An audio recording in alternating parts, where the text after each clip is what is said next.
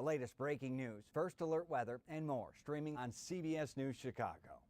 Keeping you safer sooner. CBS 2 First Alert Weather.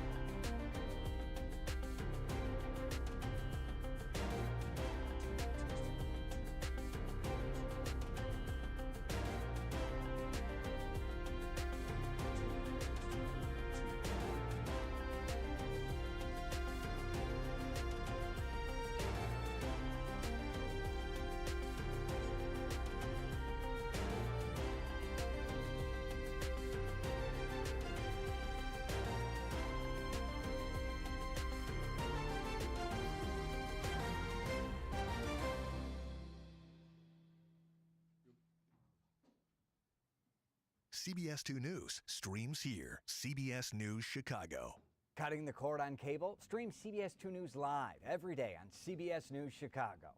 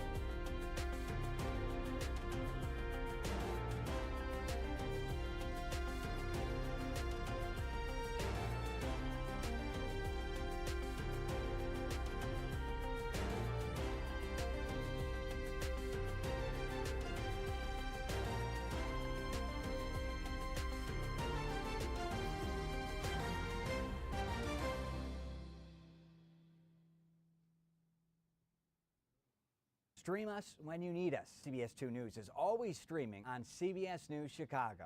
Committed to telling your stories. CBS 2.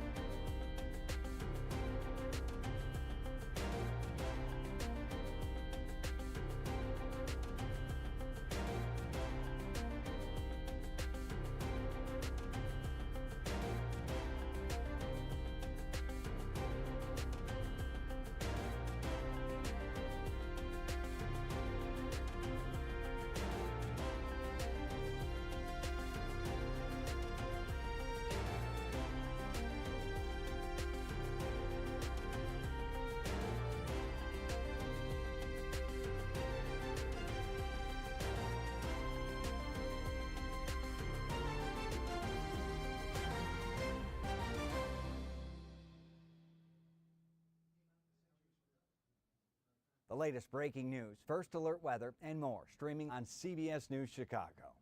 Keeping you safer sooner. CBS 2 First Alert Weather.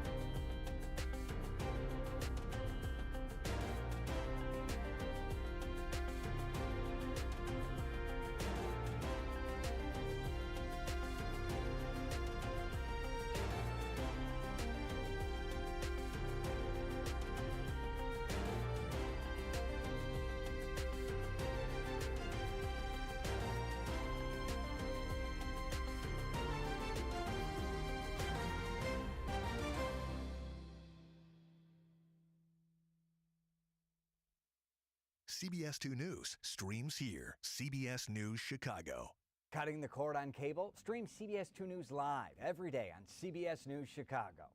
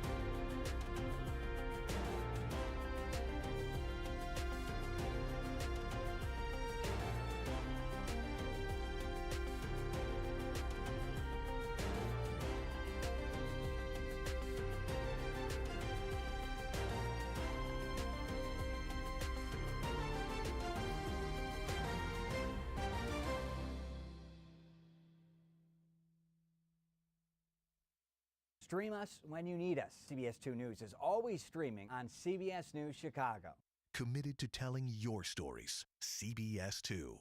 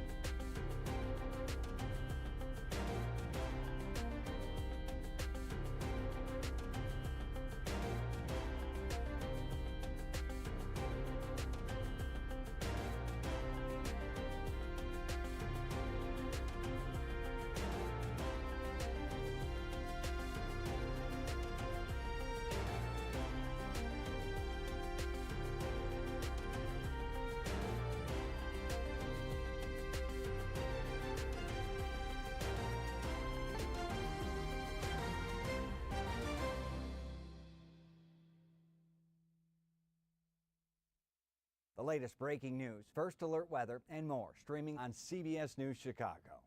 Keeping you safer sooner. CBS 2 First Alert Weather.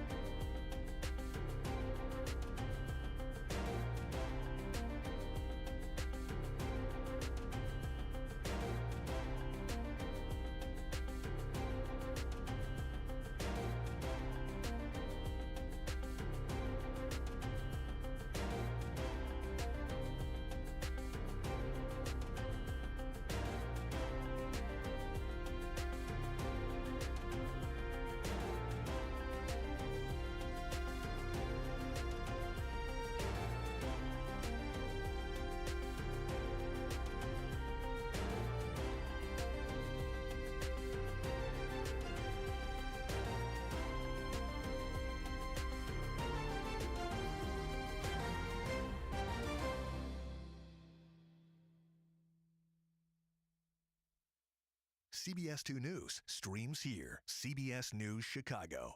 Cutting the cord on cable? Stream CBS 2 News live every day on CBS News Chicago.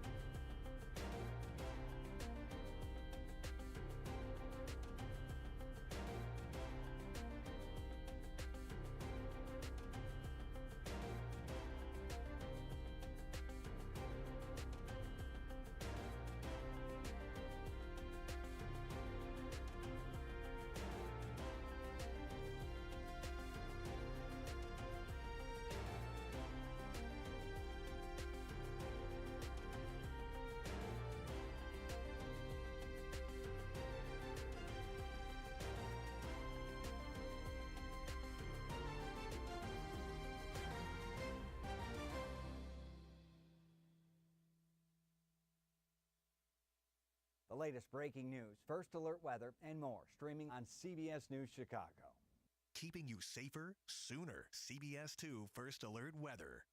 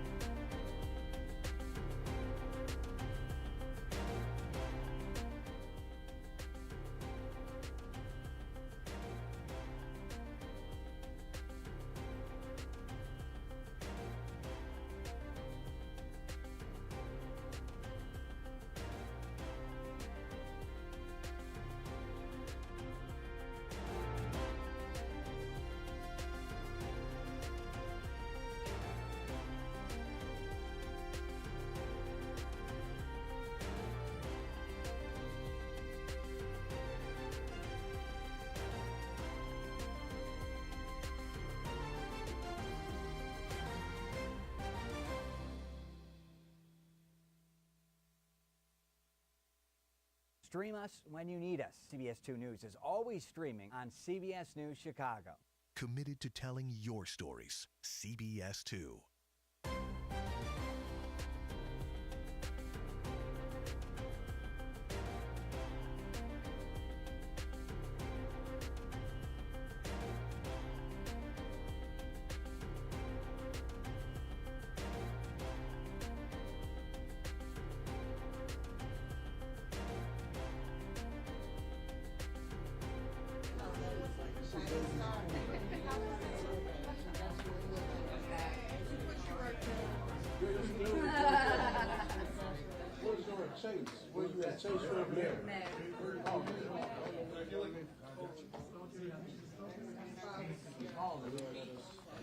Well, good afternoon, everyone, and thank you all for being here. At some point, I will acknowledge all of our alders that are here with us today, but I'm grateful to be joined by my colleagues. This is a great day for the city of Chicago as we pass the 2024 budget and truly begin the work of investing in our people and all of our communities. We would not be here without the hard work and commitment and the talent of our budget director, Annette Guzman, the Office of Budget Management, our comptroller, Chase Redwinkle, and our Chief Financial Officer, Jill Jarowski. Today's vote is an acknowledgement of their hard work to produce a balanced budget that makes critical investments and adheres to fiscal responsibility, and does so without overburdening working families while still meeting our obligations to retirees who have dedicated their lives and provided incredible service to our city. Their work on this budget has certainly contributed to another credit rating upgrade and has earned the support of a range of institutions. We have support from Good Kids Mad City to the Civic Federation. You all know what's in this budget. We did everything I said I would do. I kept my word. 4,000 new jobs for young people. $250 million for our city's unhoused population. $100 million for violence prevention and intervention. 100 new detectives in our police department. $53 million for our city's lead service line replacement program. And we reestablished the Department of the Environment. We are expanding the Department of Housing's home repair program with an additional $10 million of investment and increasing funding for the home modification program administered by our Office of People with Disabilities. We are reopening mental health clinics to create stronger mental health safety net. And in collaboration with our leaders in the Automatic Black Caucus, we have created the first ever Office of Reentry to ensure that returning residents have everything that they need to thrive and to be productive contributors to our communities. Now, as far as the newly arrivals, this budget demonstrates our commitment to doing our part as Chicagoans, to welcome new arrivals and to address this local, state, federal, and international crises. Our budget invests $150 million into our mission to support new arrivals from the southern border. And this week, both the state and the county will announce new investments to meet the needs of this humanitarian crisis. Our plan is anchored by a three-part vision, creating a pathway for those in our care to economically and culturally contribute to Chicago and receive the next generation like the immigrant communities before them. Making sure Chicagoans are the ones who are employed, doing the work, and providing the services as much as possible. Finally, building public infrastructure for public good so that all Chicago can benefit. Combined investments from the city, county, and state are part of a clear and concrete plan, much of which has already been expressed. And today we are announcing the next phase of this plan. We are increasing personnel at the landing zone and staging areas to facilitate connections to other destinations for individuals who do not wish to stay in Chicago, and reunite them with family members and sponsors outside of our city. We are implementing a tiered 60-day shelter stay limit combined with robust case management and workforce access to move new arrivals through our system to self-sufficiency and economic stability. And we are implementing regulatory tools starting this weekend to cite and fine bus companies that disregard our curfews, landing zone locations, and loading and unloading rules. Above all, we are treating our new neighbors with compassion, because it is the humane thing to do. Because with support, they can become productive members of our communities, contributing to our economy, our culture, and our society. We are being fiscally responsible and respecting the taxpayers of Chicago. I sincerely thank city leaders, staff partners, volunteers, and everyday Chicagoans who have stepped up in this very crucial mission that we all are enduring. Finally, in closing, the smart choices we made with this budget, which acknowledge the need and responsibility for other governments to invest in this crisis, has allowed us to keep our promise. A promise to never sacrifice the needs of Chicagoans in support of those who wish to become Chicagoans. I repeat, a promise to never sacrifice the needs of Chicagoans in support of those who wish to become Chicagoans. Chicago, I heard you and I hear you. I want to thank the mayor's office, the Office of Budget Management, City Department leadership and staff, alderpersons and their staff, and everyone who helped build the people's budget. In this budget and every budget, we will never forget that behind every figure and dollar amount, there is a real life being affected and a dream being realized. This work is important, and that is why we will do it together. We will do this work together, Chicago. We'll forge ahead collaboratively for a better, stronger, and a safer Chicago. Thank you all very much. I will now take your questions. Hey, Mayor. So you're, sorry, I just heard it, but you're saying you're announcing a new step in the migrant response, and this is going to happen at like the point of entry, the arrival point. Is this something that's going to be led by the city or the state? Is the funding coming from this budget that we just approved, or is it coming from the state? Can you share more details? Yes, it's all of the above, and we will have more details. And we will make ourselves available Friday for a budget briefing. And yes, we will have a loading. I'm sorry, we will have an entry point, a landing zone.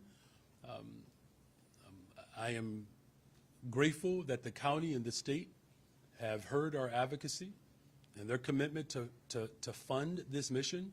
My plan has always been very clear, to create a system of care in a responsible way, while of course continuously investing in the people of Chicago. And then this budget, you know, it's going to rely on clawing back some money from CPS to help pay for their portion of the MBEAF pension payment. Is that, you know, that's something I don't believe you supported before you became mayor. What has changed? Why do you think it's now appropriate for CPS to pay a large portion of that payment? Well, historically, there has been a level of coordination that, quite frankly, has had some stall an administration ago. And so in this instance, my office and my budget team worked with CPS to engage them in a more collaborative approach for them to understand what our entire responsibility has to be as a city. You know, as you know, and as all of you know, I have a strong commitment to make sure that we are protecting the retirement security of those who do the work for the people of Chicago. And my commitment still stands. Hi, Mayor. How are you today? I'm well. Thank you for asking. You're welcome. I have a question about the police budget.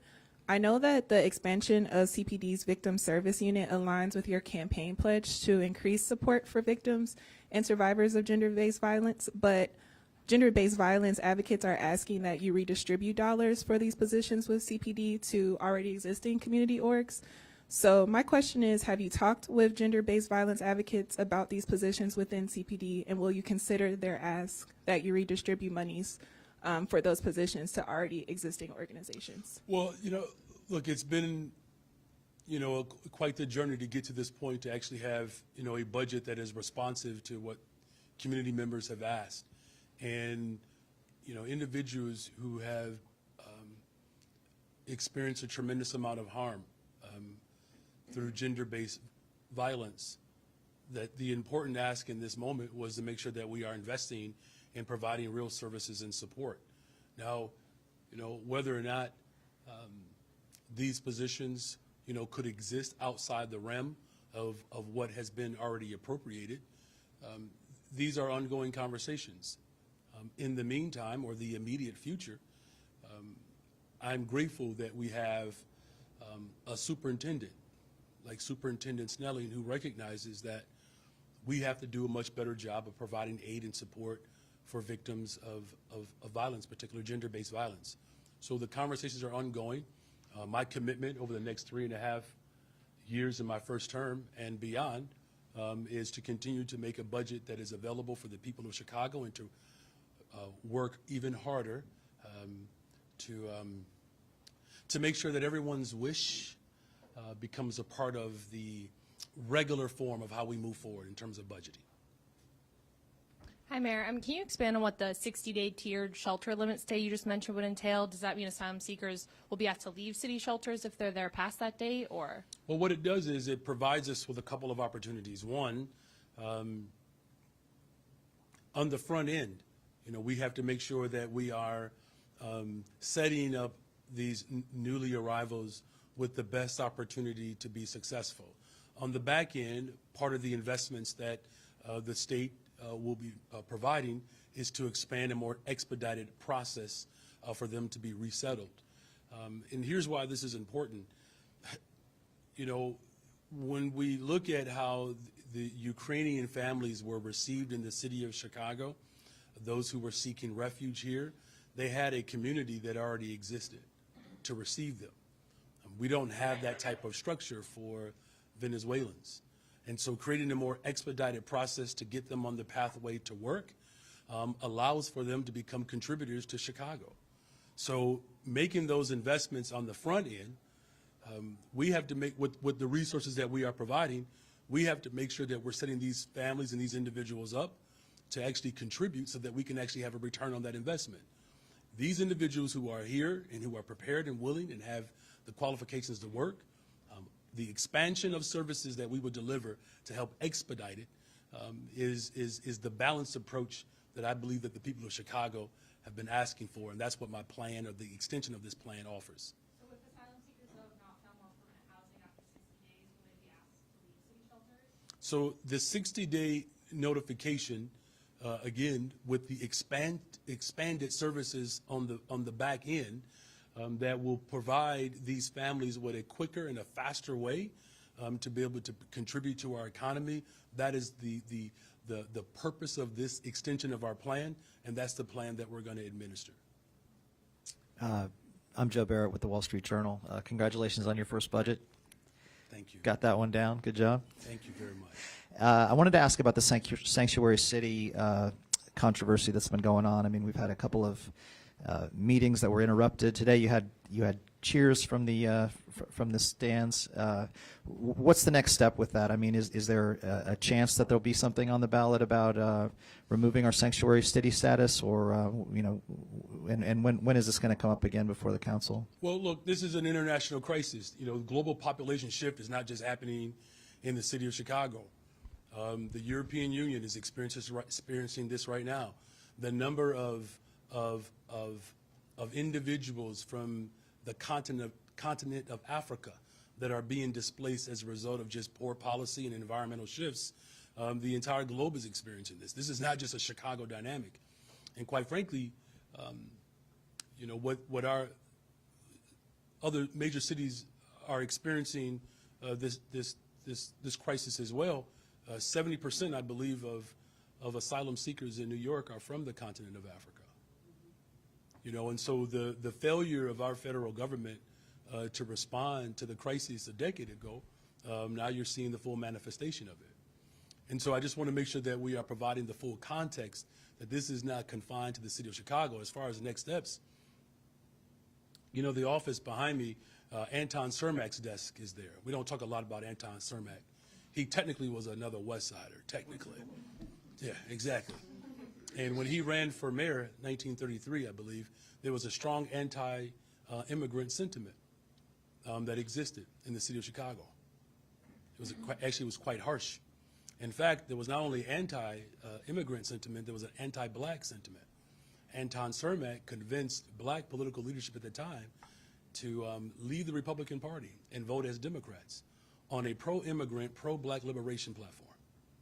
So a multicultural, intergenerational movement of black, brown, and white folks calling for the city of Chicago to live up to its promise. We've been here before. If we can survive it in the 30s, we'll survive it today.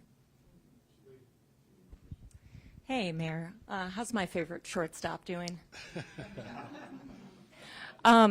So last week you kind of completed a progressive legislative hat trick. You have Bring Home Chicago, you have PTO, you have One Fair Wage. At the same time, the business community criticized all those initiatives at a time when downtown vacancies are at a record high. So I'm curious, you know, now that you have those accomplishments behind you, what kind of olive branch, if anything, can you offer the business community right now, whether that's something that comes directly from your administration or from your allies in council, especially since it looks like that's not going to be the LaSalle reimagined?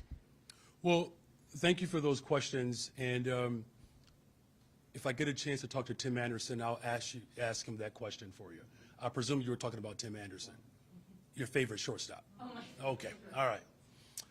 Look, throughout, you know, my time as mayor, these first 6 months, whether it's been expanding outdoor dining, whether it's been collaborating with the business community around the One Fair Wage, you know, whether it's been, you know, collaborating with the business community around paid time off. I continue to show up every single day bringing people together. This budget reflects that. My administration reflects that. Who would have thought a year ago when I was running for mayor that Good Kids Mad City and the Civic Federation would support my budget? You know, we have support from the 34th Ward and the 33rd Ward. People of different ideological presentations, people who have constituencies that vary. That includes the business community. We're doing something new and audacious in this city by centering the interests of everyday people, the workers. That does benefit business. Everybody knows that. And so we have the fastest growing downtown anywhere in the country. Homicides are down. Shootings are down. We have major investments that continue to come. Metro rides are up Mondays and Fridays coming into downtown Chicago. You know, and so as one of the aldermen expressed today, that even with how we have balanced this budget and put together this plan, it doesn't harm the central business district. Folks are actually on record saying it doesn't. So we managed to provide TIF dollars in relief for the people of Chicago, which those dollars belong to the people of Chicago, while also protecting the central business district. Now, previous administrations have not been able to, you know, strike that balance. I, on the other hand, have built together an incredible coalition. Look at this stage. Look at it. Byron Sigcho Lopez, alderman. Brian Hopkins, alderman. I'm just saying. I mean, I guess if I can follow up, I'm just wondering, you know, at a time when, like I said, the, you know, vacancies are still a record. yeah, and look, and I understand what you're saying. Those vacancies, of course, are high because of failed policies from several administrations ago. And what I'm doing, we have put more money towards affordable housing. Alderman Burnett, Vice Mayor Burnett is here, who has been a staunch supporter of bringing things back from the 80s, despite the third of the council wasn't even born in the 80s. So we're building something. And look, I get that there are people who have become accustomed to strife and division in this city. But clearly, we are more united than we have been in a very long time. And so the central business district, the vacancies that exist, the poverty that exists, the migrant crisis that exists, that all of the things that I've inherited, we have put forth a budget to address every single component of what people of the city of Chicago have been calling for. And I'm looking forward to the next 23 budgets that I'm going to pass. Good afternoon, Mayor. Were you aware that your senior advisor was trying to tie the fate of the homeless encampment with legislative votes? And will your administration tolerate that sort of behavior going forward? I am not necessarily privy to every single conversation that happens throughout the city of Chicago. Now, if you're asking me, do I apologize for my administration advocating for working people and making sure that we put forth solutions to deal with the unhoused in this city? I'm not going to apologize for that. In fact, I'm going to invest in that. And that's exactly what I'm doing. And just to clarify on the 60-day policy, can you just detail what would exactly happen at the end of a migrant's 60th day of staying at a On Friday, shelter? we'll provide more details. There'll be a full briefing on the entire expansion of our plan. Hi, Mayor. Hey. Mariah? Oh, that's okay. Mariah can go. Mariah can go. You talked about the task for this new subcommittee on revenue to kind of attack that structural deficit. Can you specify the next steps for that process? Do you want them to come up with fresh recommendations from scratch, or are they tasked with looking specifically at the revenues that you campaigned on raising? Everything is on the table. Everything. Whether there are new ideas that I put forth. In fact, I've called on the business community to offer up ideas, alders offer up ideas. I believe that we are better when we all come together collectively to come up with ideas. And what are the next steps for that committee? Are they meeting soon? Have you tasked them with kind of a deadline for coming up with about ideas? Meetings right now, you're going to trigger a whole lot of people. Look, we're going to do the work of the people. Clearly, we've been working very hard, and that's why the whole impetus behind the subcommittee was to do that very work. Every single campaign promise that I made, I've kept. And making sure that we have a subcommittee dedicated to revenue to come up with creative ideas and not subject ourselves to some of the sloppiness that have occurred over a generation now, that putting together a sophisticated, smart operation within the subcommittee, that is the full impetus behind why that subcommittee was necessary in the first place. Thank you. Hey, Mayor. Hey. Let's hope you and Anton Cermak don't end up in the same Okay, fate. knock it off. Knock it off there. That's unnecessary. Question about the Department of the Environment. We heard during budget hearings that it will not immediately have enforcement power, that a plan is going to be worked out. When do you envision it to have some teeth? When do you think, what's the timeline for that to be a full-fledged department? Yeah, look, we're moving with great expedition. I mean, everything that, so here's the thing. There are some people that have argued that I'm moving too fast, right? Now, we have very capable people. And particularly Angela Tovar, who is one of the most brilliant minds around the country, you all. She really is. And I don't know if there's anyone better than her, quite frankly. You know, so the fact that, I don't want to blow past the fact that we actually brought the department back. Is it okay if we celebrate that for a second? And that it actually comes with real money?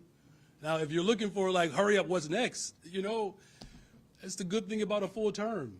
But what I can say is, as I've said around public safety, having grown up with asthma and still challenged by it, Austin on the west side of Chicago is one of the hottest spots in terms of environmental injustice that exists in this city. I am motivated, as I was when I ran, to make sure that we are doing right by the people of Chicago. And the people of Chicago said they want a Department of the Environment to be returned, fully funded, with staff, and we're going to get to work to make sure that we are keeping to other promises that we have made. Mayor, thank you for taking the questions. Back to Jason Lee. Can you tell me, is that the kind of politics that you endorse, quid pro quo? Advocating for the unhoused is something that I campaign on. Everybody knows. Look, Chairman. But this is different. This is asking for a vote for in return for public safety. So that's a mischaracterization. There's been a lot of mischaracterization of conversations all over the city. And look, I get it. You know, whether it's tension, whether it's, you know, what someone said or what else someone else heard, here's the truth. That we have 70,000 people who are unhoused in this city, of which 1 in 4 black students in the city of Chicago go unhoused. This is about advocacy. Whether it's my senior advisor or whether it's Alderman Vasquez or anyone else who has been pushing for real support around the unhoused, that this is what this has always been about. And again, I'm not going to apologize for doing right by the people of Chicago. I said that I was going to bring Chicago home. I said I was going to invest in the unhoused. There is no secret to what I said I was going to do. And my administration carrying that out is exactly what the people of Chicago expect in their mayor. And let me just say something to you, Chicago. Every promise that I've made, I've kept it. And that includes making sure that we are dealing with the unhoused in this city. And if anyone wishes to stand in the way of the people of Chicago, well, they're going to get rolled over by the people of Chicago. Don't mean to be rude, I just have a deadline. Hi, Mayor. Hey. So your budget passed with, or the spending portion passed with 41 votes, which was, I mean, a lot of yes votes. And it doesn't include a property tax increase, a lot of good things in there, mental health clinics reopening. Do you think this might be the easiest budget that you pass during this term? Or, I don't know, I don't want to say it was easy because I don't know what goes on behind the scenes, but it was a, you know, feel-good budget. I think Walter Burnett said it's gets at like the heartstrings of the city. Yeah, it taps into the soul. And I'm going to take some executive privilege here, because I can just feel the energy of our sister rising up in this room. I would argue that Annette Guzman would argue that this was not easy. Now look, and I'm not saying that you're characterizing it this way, but in some instances, particularly when black leadership is on display, as hard as it is, sometimes we do make it look easy. That's the beautiful part of working with black women. You talk to most black women, they would say every day is hard.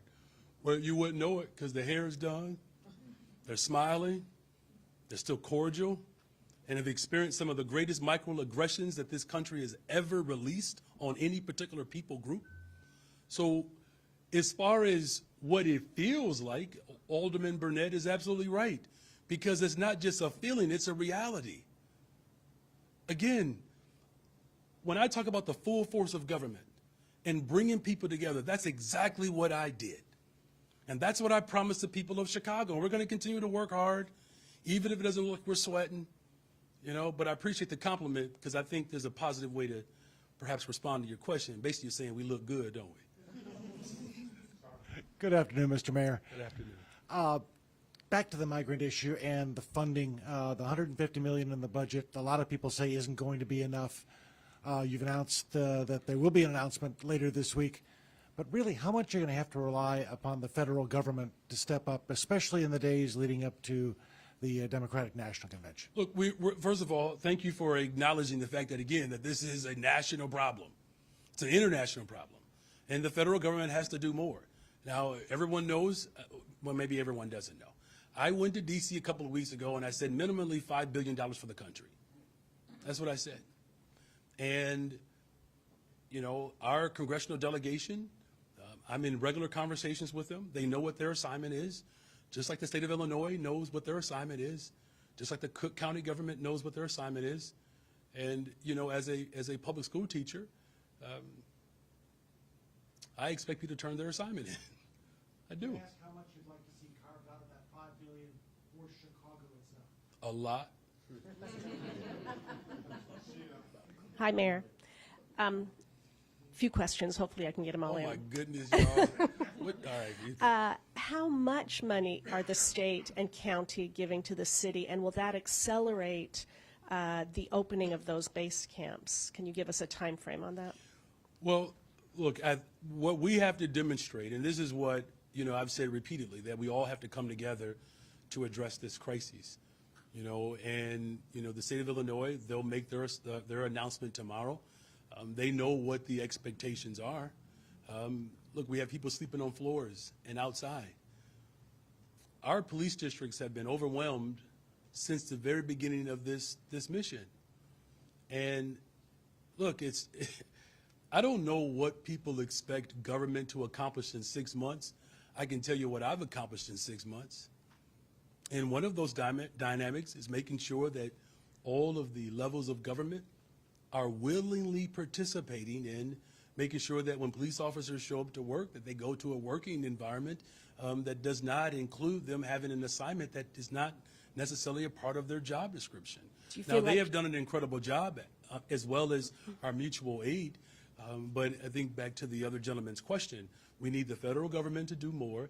The state of Illinois, they understand what our requests and what the assignment is as a sanctuary state.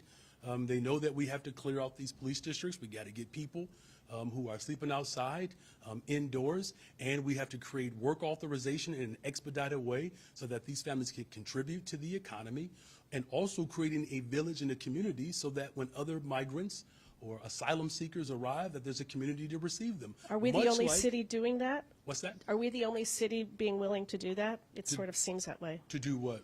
To embrace people as they come in. We're not, the city is not turning, the city's not trying to get rid of migrants. Well, we're putting some restrictions, right, and some boundaries and parameters in place, but the ultimate goal is to make sure that these families are treated with dignity. Again, there was anti-black sentiment as black folks were coming up from the South.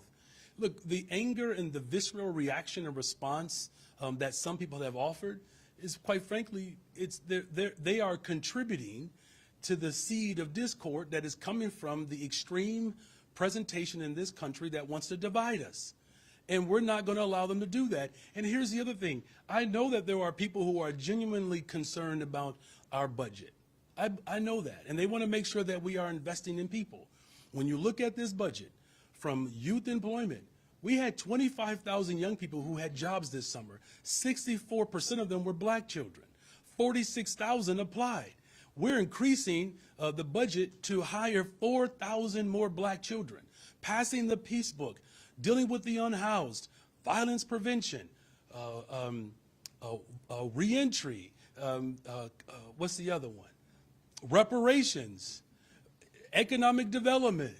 I mean, look, I'm not asking you all to just stand up and clap for the city council, but my God, when was the last time have you seen a city council as determined as this one to meet the needs of everyone?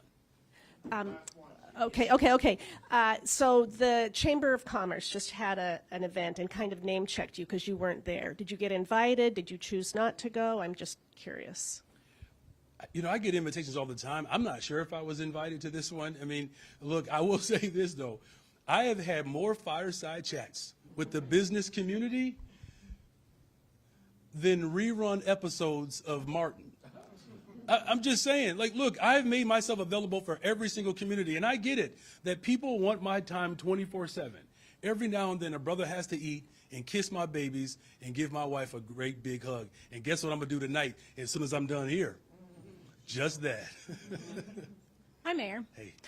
When you announced this 60-day limit on the stay in shelters, are you concerned that that will make the migrants living in the shelters concerned, nervous? Are you worried about adding to that burden that they are already facing under tough circumstances? And why announce it now, today, with that limit without giving them any of those details, leading to already a lot of concern about what will happen to them? Everyone has concerns in this moment. Our residents have concerns, our new arrivals have concerns, and creating balance and addressing everyone's concerns, it reminds me when I taught middle school. It does, because in some instances you talk to middle school students, you know, one particular portion could have a tremendous amount of anxiety and fear, and then within 5 minutes they can have hope and aspiration. And this approach that we have right here is to make sure that we are addressing the anxiety and fear that people have, whether you are a taxpayer or whether you are someone who is seeking asylum in the city of Chicago, while also speaking to the hopes and aspirations. Here's what this 60-day tiered approach does. It puts some onus on all levels of government to help move with some expedition to get people to work. Do you understand that when asylum seekers are coming to Chicago, do you understand that they don't want the police district and the floor outside to be their final destination? That's their biggest fear. And pushing all levels of government to do their part speaks to the anxiety and fear that people have, but we pull heavily in the direction of hope and aspiration. Would it be incorrect to see this as the city of Chicago rolling up the welcome mat and saying that there is no more that the city can do for these asylum seekers? We will always be a welcoming city and a sanctuary city. Now, as I've said repeatedly, as I put forth my plan, the plan has always been to get them out of police districts and from outside. This is not an omission of questioning our values. This is actually an omission that we have to double down on our values. A pathway to work, like many migrants and immigrant families have experienced throughout the history of this city, from the very first family to settle in Chicago, a black immigrant and an indigenous woman. That is the soul and the heart that Walter Burnett was speaking to. And that's what I'm speaking to the city of Chicago. Our soul and our heart will remain intact. We will get to the other side of this crisis, and we'll be a better, stronger, safer Chicago as a result of it. Thank you all very much. I want to acknowledge Alderman Irvin, Alderwoman Dow, Lamont Robinson, Matt Martin, Fuentes, Byron Sigcho Lopez. I got to check to see we have Mana Hoppenworth is here, Alderman Mike Rodriguez, Alderman Vasquez. I've mentioned Brian Hopkins 7 times during this press conference, Alderwoman Clay, Alderwoman Nugent, and Alderman Will Hall. Congratulations to the city of Chicago, and thank you to the city of Chicago. God bless you all.